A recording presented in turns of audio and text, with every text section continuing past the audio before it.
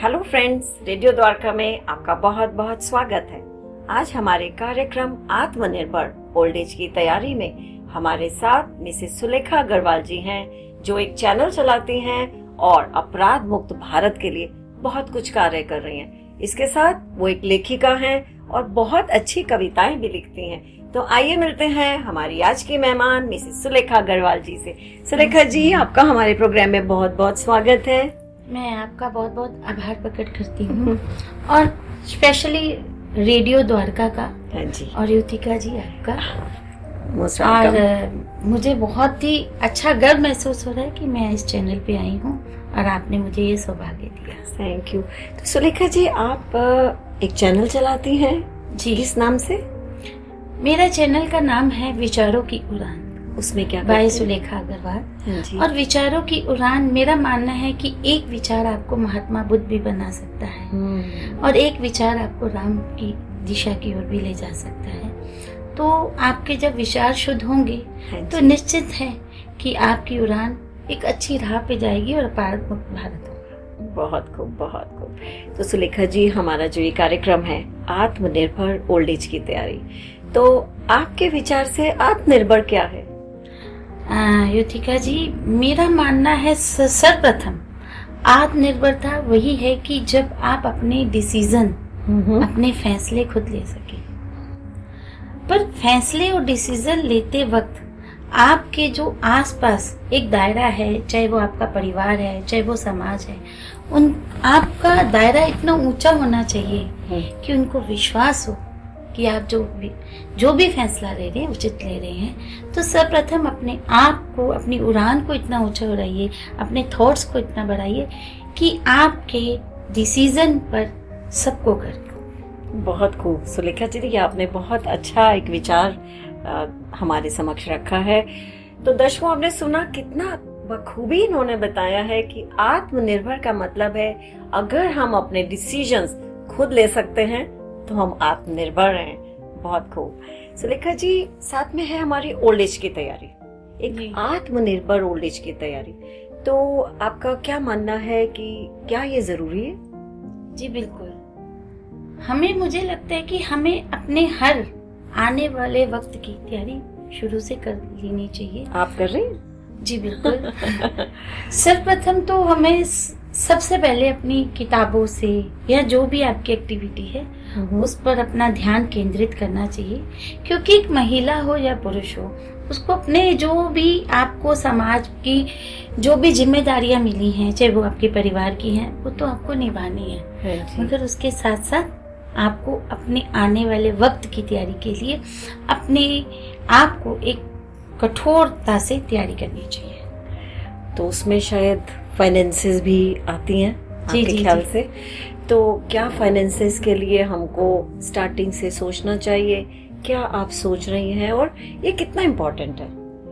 देखिए, आज जीवन, चाहे आप धर्म की ओर ले जाएं, चाहे आप सोशल की ओर ले जाएं, चाहे परिवार चलाने के लिए हो, तो फाइनेंस जो एक है, ये सबसे इम्पोर्टेंट काम है और ये बहुत जरूरी भी है। तो आप फाइनेंशियली स्ट्रांग होंगे तो आप समाज के लिए कुछ भी कर सकते हैं। और ओल्ड एज में आकर आपको धार्मिक कार्य समाज के लिए करने भी चाहिए और लोग करते भी हैं। तो मेरा मानना है कि जो आपकी जिम्मेदारियां, चाहे आपके बचपन से आपके बच्चों की जिम्मेदारियां हैं, उस जिम्मेदारियों से निकाल कर कुछ ऐसा कुछ टुकड़ा अपने ओल्ड एज के लिए रखना चाहिए।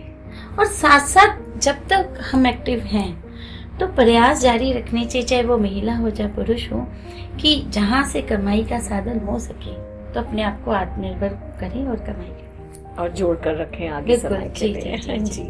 और सेहत के लिए, क्योंकि हेल्थ तो बहुत इम्पोर्टेंस रखती है, तो हेल्थ में सबसे पहले बताइए, फिजिकल हेल्थ के लिए आप क्या कर रही हैं और औरों को क्या सलाह देंगी? देखिए, फिजिकल हेल्थ के लिए आज से 8-9 साल पीछे जाएं तो मैंने कभी ध्यान नहीं दिया था, और ना ध्यान देने का नतीजा हुआ कि मुझे हार्ट डिसीज हो गया, हार्ट की प्रॉब्लम हो गई। तो सबसे पहले मैंने अपनी फिजिक्स का ध्यान रखने के लिए, आप डाइट कॉन्शियस हो, आप किसी ऐसी जो हमारे पुराने चलती आ रही थी प्रथाएं, उसमें डाइट जो थी, जो हमारे घर से ही इलाज निकल जाता है, तो आप सबसे पहले उसे फॉलो करें। डाइट क्या लेनी चाहिए, किस उम्र में कितनी लेनी चाहिए। मुझे तो लगता है आजकल बच्चों को भी डाइट कॉन्शियस होना चाहिए, क्योंकि जिस तरह से पोल्यूशन और ये सब वातावरण प्रदूषित होता जा रहा है, तो डाइट का तो सबको सर्वप्रथम ध्यान देना चाहिए, स्टार्टिंग से देना चाहिए, बिल्कुल। तभी ओल्ड एज तक हम ओल्ड healthy एज रह तक आप पाएंगे। चल पाएंगे। हाँ जी जी जी। और इमोशनली, बिकॉज हेल्थ में आपका फिजिकल भी आता है और फिर इमोशंस, तो इमोशनली अपने आप को स्ट्रांग रखने के लिए आप क्या करती हैं? देखिए, इमोशनली स्ट्रांग रखने के लिए, क्योंकि आपको सर्वप्रथम आपको किताबों से, धर्म से जुड़ना पड़ेगा। आप गीता का अध्ययन कीजिए, आप रामायण का अध्ययन कीजिए। जो हमारे ग्रंथ हैं वो हमें स्ट्रांग करते हैं, हमें सही दिशा देते हैं। आप मानेंगे, मैं कई वर्षों से गीता का अध्ययन कर रही हूँ और उसने मुझे बहुत स्ट्रांग भी बनाया, और जहाँ मुझे लगता था मेरे कुछ गलत डिसीजंस हैं, उसमें एक अच्छी राह भी दिखाई। तो आप गीता का अध्ययन करिए, अच्छी किताबें हैं, विवेकानंद जी की हैं, महात्मा बुद्ध की हैं, और भी अच्छी किताबें, आप उसका अध्ययन भी कीजिए। और सबसे बड़ा है कि आप आने वाले चैलेंजेस के लिए हमेशा तैयार रहिए। कुछ चेंजेस आएंगे लाइफ में, जब हम बड़े होते हैं, हमारे बच्चे भी साथ साथ बड़े होते हैं, तो उनके इमोशंस अलग होते हैं, हमारे अलग होते हैं। तो आपको चेंज के लिए हर टाइम तैयार रहना चाहिए, क्योंकि उनके चेंज में आप भी इन्वॉल्व होने चाहिए। हाँ, तो ये तो बहुत सही कहा आपने, क्योंकि चेंजेस तो आ रहे हैं, एज का सभी बड़े एज हो रहे फैक्टर हैं। है। हाँ जी जी बिल्कुल, एज फैक्टर है। तो जब हम लोग अपनी एज में थे, तो हमारी मदर इन लॉ के थॉट्स अलग थे, शायद हमने उससे पसंद नहीं करते थे, पर आज हम इस एज में आए हैं तो हमें लगता है उनके थॉट्स सही थे। पर ये टाइम पीरियड हम अपने बच्चों को भी दे दें, 4 या 5 साल में वो हमारे थॉट्स को एक्सेप्ट करेंगे, पर आपको एक गैप रख। तो सुलेखा जी, आपने बताया कि हम अपने आप को इमोशनली कैसे स्ट्रांग रख सकते हैं, और मेंटली देखिए, जो हमारी मेंटली हेल्थ है वो हमारे थॉट्स पे निर्भर करती है, हमारे विचारों पे निर्भर करती है। तो आप सर्वप्रथम, क्योंकि एक जब एज आती है, आपको फिजिकली भी कई चुनौतियां आती हैं, हाँ जी, फाइनेंशियली चुनौतियां आती हैं, रिलेशंस की चुनौतियां आती हैं। तो उसके लिए सर्वप्रथम आप किताबों से प्यार करें, आप लिखना शुरू कीजिए। आप जब लिखते हैं तो आपका मेंटली स्ट्रांग होते हैं। मेडिटेशन कीजिए। मेरा मानना है, आप जितना लिखेंगे, जितना पढ़ेंगे, अब मेंटली हेल्थ हमारी सबसे बेस्ट होगी। आपको पता चलेगा, किताबें हमारे जो तप करते हुए सन्यासी हैं, जो हमारे पीछे लिख कर गए हैं, हाँ जी, हमारे ऋषि मुनि, उन्होंने बहुत स्ट्रांग होकर लिखा है, और ये हम सबके लिए लिखा है। और ये एक ऐसा धन है ना, जो वो हमें देकर गए हैं। तो इसे हमें कैसे पढ़ना है, एक यही समय होता है जब आप अपने बच्चों की जिम्मेदारियों से मुक्त होते हैं, तब आप किताबों की तरफ जा सकते हैं।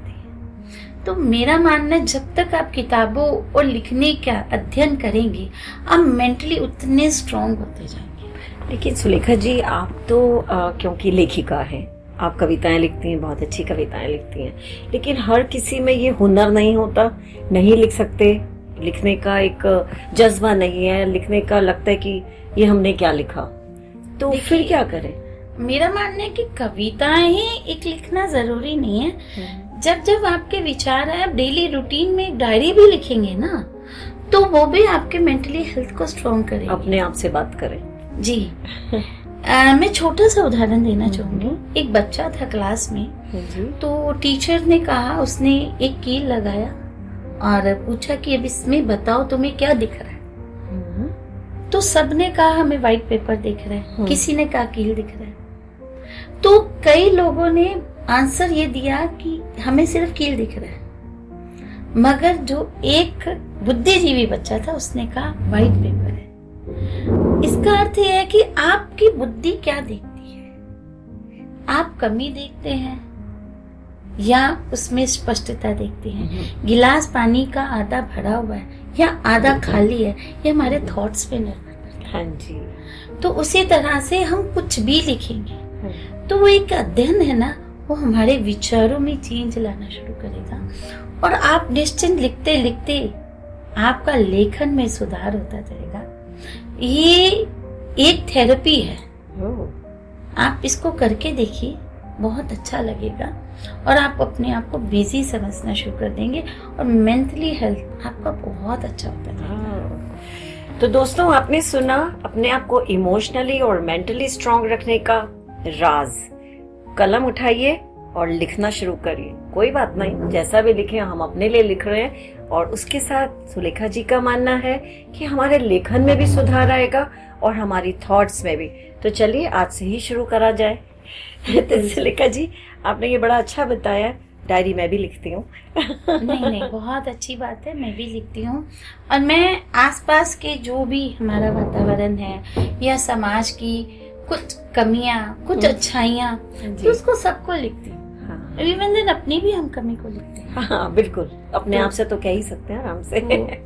मैं इतना कहूंगी कि मैं अपनी कमियों को बताते हुए कि अपने मन से मैं क्या कहती हूँ कि जीवन के मुश्किल राहों में चलना हमने सीख लिया। जीवन की मुश्किल राहों में चलना हमने सीख लिया और वक्त पड़े तो वक्त के आगे वक्त से लड़ना हमने सीख लिया। वाह, बहुत खूब, बहुत मुश्किल राहों में चलते चलते जीता हमने अंबर भी, पर मन में बैठे रावण के आगे कैसे झुकना हमने सीख लिया। तो जो हमारे मन में ही राम है, हमारे मन में ही रावण है। तो मेरा मानना है जब आप लेखन करते हैं, जब किताबों का अध्ययन करते हो, तो अपने आपको किसे चुनना है, रावण को या राम को, आपको ज्ञात होता चला जाएगा। और जब हम ये सब करेंगे तो हम स्वस्थ पूर्णतया रहेंगे, क्योंकि हमारे जब इमोशन स्ट्रांग रहेंगे, हम मेंटली स्ट्रांग रहेंगे, तो नेचुरली अकेलापन भी नहीं रहेगा। बिल्कुल। तो हमेशा हम अपने साथ रहेंगे और अच्छे ख्यालों में रहेंगे। तो कभी कोई आपको नहीं भी मिले मगर आपकी दोस्त है किताबें और ये कॉपियां, और ये मैं कहती हूँ दुनिया का सबसे बड़ा धन है। इसे संवार कर सजा कर अपने पास रखिए। और जो हमारे ऋषि मुनि इतना कुछ ज्ञान का भंडार हमें देखे, इनको पढ़िए। तो सुलेखा जी, आपने हर पहलू पे बहुत अच्छे से अपने विचार व्यक्त किए और बहुत नया एक मोड़ भी दिया, बहुत अच्छे से समझाया। उसके लिए आपका बहुत बहुत धन्यवाद। इसके साथ आप हमारे दर्शकगण को अगर कोई भी मैसेज देना चाहे तो प्लीज। मैं सभी दर्शकों से कहना चाहूंगी कि जीवन का आपके कोई भी पल हो, कोई भी क्षण हो, अगर आपकी ईश्वर के प्रति आस्था है और विश्वास है तो ईश्वर आपके साथ हमेशा है। मैं 2 पंक्तियों से कहना चाहूंगी कि उसकी दुआ अक्सर काम कर जाती है, सरसराती धूप में छांव कर जाती है, और बिखरे होते हैं राह में कांटे मेरी, उसकी रहम की नजर हमारे लिए डांट का काम कर जाती है, हमारे लिए डांट का काम कर जाती है। तो ईश्वर पे विश्वास रखिए, किताबों से प्रेम कीजिए, ईश्वर हमेशा आपका साथ देते हैं, आप जिसे भी मानते हैं। और जिंदगी में जब भी आप बड़ी उड़ान उड़ते हैं, और आप इतनी उड़ान उड़ जाइए पर जमीन से हमेशा जुड़े रहिए। मेरा मानना है कि जीवन में बड़ा होना कोई बड़ी बात नहीं है, जीवन में बड़ा होना कोई बड़ी बात नहीं है, बड़े होकर बड़े रहना बहुत बड़ी बात है। बहुत खूब, बहुत। तो हमें अपने जड़ से, अपनी जमीन से जुड़े रहना चाहिए, अपने संस्कारों से जुड़े रहना चाहिए, अपने ईश्वर से जुड़े रहना चाहिए, अपने हिंदुस्तान से जुड़े रहना चाहिए, हिंदुस्तान से प्रेम करना चाहिए। जहाँ हम इस तरह से अपना दिमाग लगाएंगे, अपना ज्ञान लगाएंगे, अपने बच्चों को लगाएंगे, तो निश्चिंत है एक अपराध मुक्त भारत भी होगा और हमारा जो लाइफस्टाइल है वो भी बहुत बेहतर होगा। थैंक यू सुलेखा जी, आपने अपने विचार व्यक्त किए, आप यहाँ आए, थैंक यू वेरी मच। तो दोस्तों, आपने सुलेखा जी के विचार सुने, कितनी अच्छी उन्होंने बातें करी, और सबसे जरूरी बात, हम जमीन से जुड़े रहें और अपने विचारों को जितना हो सके आगे बढ़ाएं, अपने शास्त्र पढ़ें और आगे बढ़ें। तो इसी के साथ आज का कार्यक्रम हम समाप्त करते हैं। फिर मिलेंगे, जुड़े रहिए रेडियो द्वारका से। Bye bye.